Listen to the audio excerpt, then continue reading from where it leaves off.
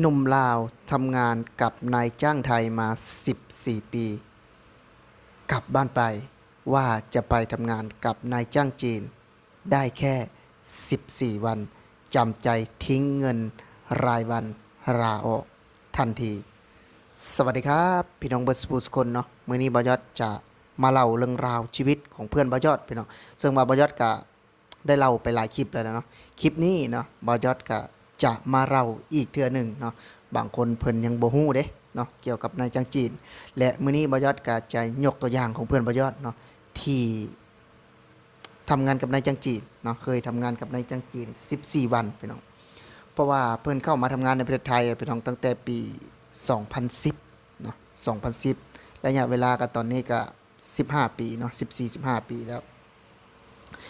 หลังจากที่เพิ่นทำงานเนาะเพิ่นทำงานแบบว่า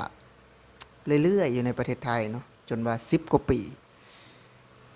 มีเหตุการณ์หนึ่งพี่น้องที่เพิ่นมีโอกาสเนาะแบบว่าเมื่อยแล้วก็เลยตัดสินใจกลับไปเนาะเพื่อไปทำงานใน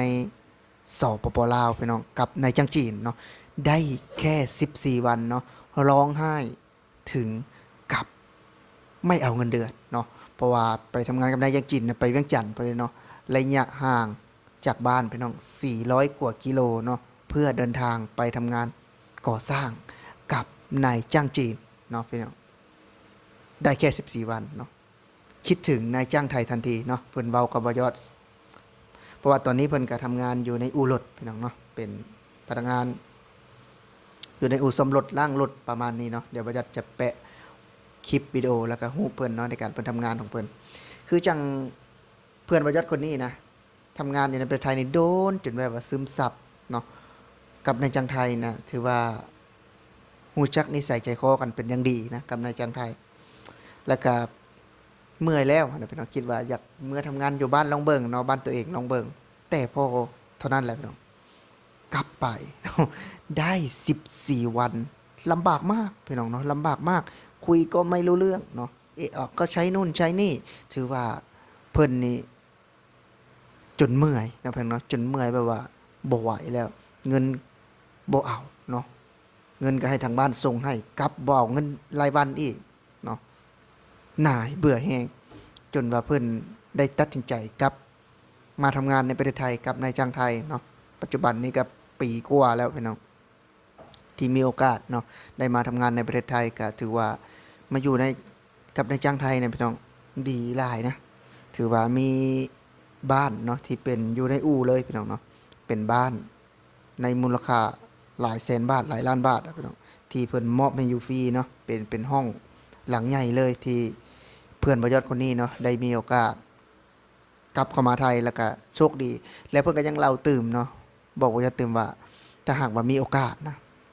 จะบ่หันหน้าเนาะกลับไป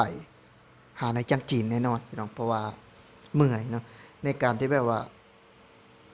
ไซส์เฮาเนาะก็ค่อนข้างที่จะแตกต่างกับนายจ้างไทยมากๆซึ่งว่าเพิ่นเล่าให้บ่ยอดฟังนะพี่น้องแบบว่าคือจังบ่ได้ใจเนาะก็เอาเท้าเนี่ยเขี่ยเนาะเอาเท้าเนี่ยแบบว่าไม่ให้เกียรติเนาะนี่คือจากเพื่อนที่บ่ยอดเพื่อนบ่ยอดเล่าสู่ฟังเนาะพี่น้องเนาะก็เป็นอีกหนึ่งประสบการณ์เนาะเป็นอีกหนึ่งเรื่องราวที่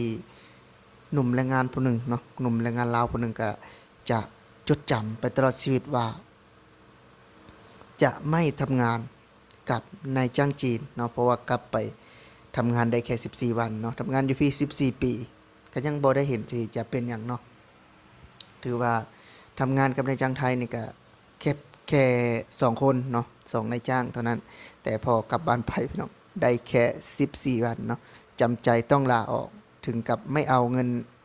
เดือนเลยเนาะเพิ่นเนาะได้14วันก็บ่เอาเลยเงินที่เฮ็ดงาน14วันนั้นเนาะตัดสินใจกลับบ้านเนาะอยู่ที่ท่าแขกเนาะบ้านมะยอดเนาะพี่น้องเนาะก็ถือว่าก็เป็นความรู้เนาะความรู้อีกหนึ่งเรื่องราวนะก่อนที่เฮาจะตัดสินใจหยังก็อยากให้ทุกคนคิดให้ถี่ถ้วนนะว่าทำงานที่บ้านเนาะก็ดีกว่าทำงานในไทยเนาะอยากให้ทุกคนว่าแยกแยะเนาะว่าทำงานกับนายจ้างจีนนี่กับนายจ้างไทยนี่ตัวใดดีเนาะแม่นนายจ้างจีนนะแบบว่าที่ถึงที่พ่อคนดี เนาะมันก็มีน้อยพี่น้องมันก็มีน้อยและเฮาบ่ฮู้ด้วยซ้ำว่าเฮาจะได้เงินบ่เนาะคือจังเพิ่นก็เป็นประเทศอื่นเนาะมาจากบ้านเฮาแล้วก็มาเป็นเจ้าเป็นนายเฮาแบบสิก็เสียเปรียบพอแฮงแล้วเนาะแล้วไปเฮ็ดกับนายจ้างจีนอีกก็บ่จ่ายเงินเดือนอีกแฮงเสียเปรียบไปอีกเติมเนาะเพิ่นเนาะก็ถือว่าเป็นอีกหนึ่งอุทาหรณ์นะที่ได้เห็นเนาะแล้วก็ได้สัมผัสจากตัวจริงเนาะ ถึงแม้บ่ยอดอาจจะบ่เคยเนาะเฮ็ดเวียกกับนายจ้างจีนเนาะแต่ว่าบ่ยอดเชื่อมั่นเลยว่าบ่ยอดนี่จะบ่กลับไปเฮ็ดแน่นอนพี่น้องเพราะว่าบ่ยอดฟังภาษาเพิ่นบ่เข้าใจแล้วก็แบบว่าบ่มักเนาะบ่มักในการเว้าการจาบ่ยอดมักในแบบว่าการเว้าภาษาไทยมากกว่าเนาะบ่ยอดฟังรู้เรื่องเนาะคือว่าคนจีนนี่คนดีเนาะคนไผว่าไปเฮ็ดงานนำนายจ้างจีนแล้วรวยเนาะ บ่จักบ่ฮู้นะว่ารวยบ่เนาะแต่ส่วนหลายก็ถ้าไปเป็นกรรมกรเนี่ยก็ก็รายได้ก็ยังจนคือเก่าเนาะเป็นกรรมกรแต่ถ้าว่าไปเฮ็ดอย่างอื่นเนี่ยบ่จักก็บ่ฮู้เนาะไปเฮ็ดอยู่ไสก็พี่น้องอยากให้ทุกคนคิดเนาะคิดทบทวนว่ามันจะเป็นจริงบ่เนาะในสิ่งที่เฮาตัดสินใจเนาะในสิ่งที่เฮาตัดสินใจอย่างบ่ซั้นมันก็คือจะเป็นคือเพื่อนบ่ยอดเนาะที่มีโอกาสแบบว่ากลับไปลาวเนาะทำงานอยู่ลาวแต่ไม่ใช่กับนายจ้างลาวนะ แต่เป็นการทำงานกับนายจ้างจีนนะเพื่อนเนาะถือว่าเป็นอุทาหรณ์สอนใจเนาะเป็นความรู้สึกที่จะไม่มีวันลืมเนาะเพราะว่าคือจังทำงานอยู่ดีๆเนาะกลับบ้านไปก็ทำงานได้แค่14วันเนาะจำใจลาออกไม่ได้เงินเดือนเนาะไม่รับเงินเดือนนั่นเลยพี่น้องก็เป็นหนุ่มราวเนาะที่มีความมั่นใจแล้วว่าทำงานในไทยนี่ถือว่า ลำบากแล้วเนาะแบบว่าสู้ชีวิตมาถึง14ปีเนาะก็ว่าจะกลับบ้านไปว่าจะทำงานได้ง่ายๆเนาะทำได้สบายๆแต่สุดท้ายแล้วไม่ใช่แบบนั้นเนาะเพื่อนเนาะแต่สุดท้ายแล้วไม่ใช่แบบนั้นคือไม่ใช่อย่างที่คิดเนาะเพื่อนเนาะก็สำหรับผู้ใดที่เข้ามาเบิ่งเนาะเข้ามาชมในช่องทางบ่ยอดก็อย่าลืมฝากกดแชร์กดไลค์กดติดตามพี่น้องเพื่อเป็นกำลังใจให้บ่ยอดเนาะ แรงงานลาวชาแนลเนาะเพียงเนาะ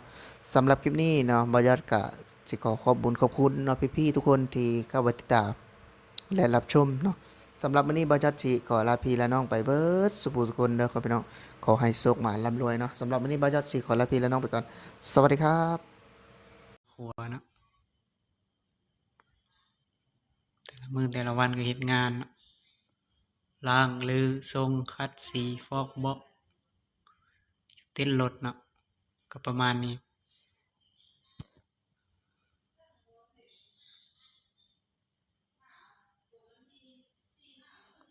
เห็นบ่คันน้ำยาออกแล้วมันสิเงานะ